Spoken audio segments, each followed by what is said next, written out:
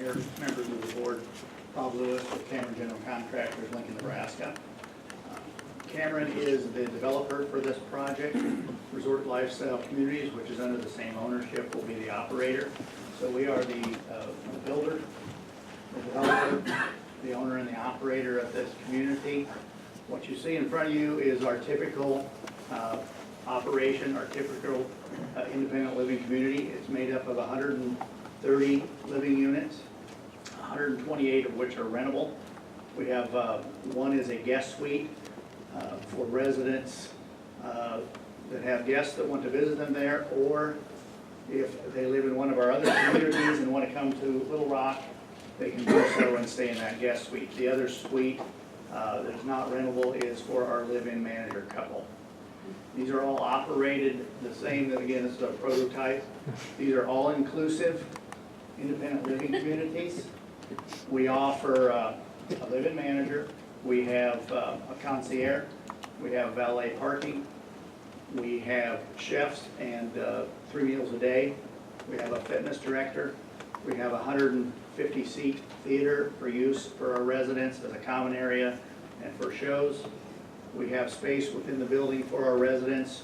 We approximately 100 to 120 square feet, where we will rent it out to potentially a local pharmacy so they can pick up their pharmaceuticals at that location, or a gift shop, a bank, typical within these type of communities, a beauty salon or a barber also. It is a 3-story community. It's made up again of 128 rentable units. We have approximately 4 studios, 4 3-bedrooms, and the rest is between 1 and 2 bedroom units. The occupancy of the building, what we consider to be full occupancy, will be right around 160 to 175 residents. That's what we've seen in our other communities. We operate 16 of these around the country today. We've got approximately 20 more in development. Some of the concerns, we did have a meeting in May after Planning Commission to listen to the neighbors to see if we could understand some of their concerns. And we had that meeting. There were about 20 people in attendance. Some of the concerns were things like noise, for example. All of this in an independent living community, all of the activities take place inside the building. We don't have a large exterior area where they might be out there doing something that's causing disturbance to the neighborhood. That was a concern.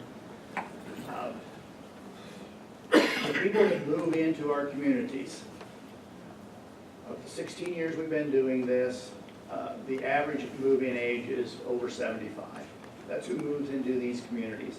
It is independent living, but the people who move in here have lost a spouse, the ability to drive, or just want to be done with home ownership and those issues involved in home ownership.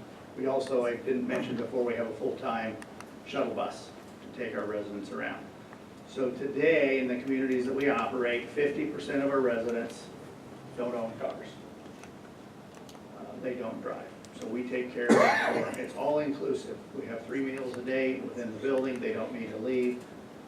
If we were to stick a pin at this location, I can tell you today, again, based on our history, that 80% of the residents that move in here live within 10 miles of this community today, of this location. That's who moves into our communities. There is a need. We did a market study. There is a need for this type of community in this area. There was a concern again at the meeting, well, what if it doesn't fill up?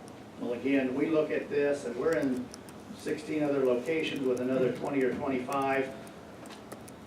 We look at it as a big package.